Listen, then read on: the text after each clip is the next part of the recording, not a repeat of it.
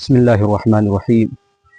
آج میں آپ کو سورہ طارق کی تفسیر بتانے جا رہا ہوں، جو آپ کی زندگی کو بدلنے کے لیے، آپ کی زندگی کو سنوارنے کے لیے کافی ہے۔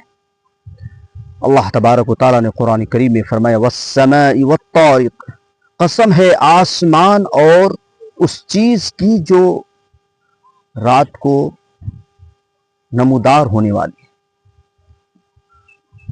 وما ادراک ما الطارق، اور آپ کو معلوم ہے کہ نمودار ہونے والی چیز کیا ہے؟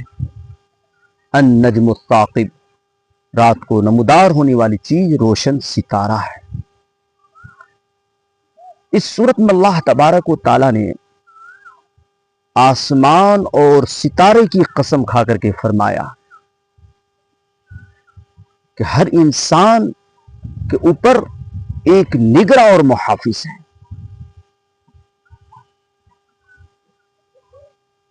انسان جو بھی کچھ کرتا ہے، انسان کے ہر اعمال، افعال، حرکات و سکنات کو اللہ بخوبی جانتا ہے۔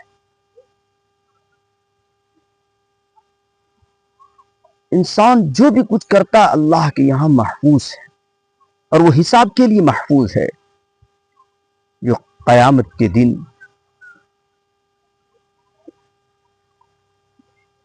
اس کے تقاضۂ عقلی یہ ہے کہ انسان جو بھی کچھ کرتا ہے، کہ تقاضا یہ عقلی یہ ہے کہ انسان کو اپنے انجام کے بارے میں سوچنا چاہیے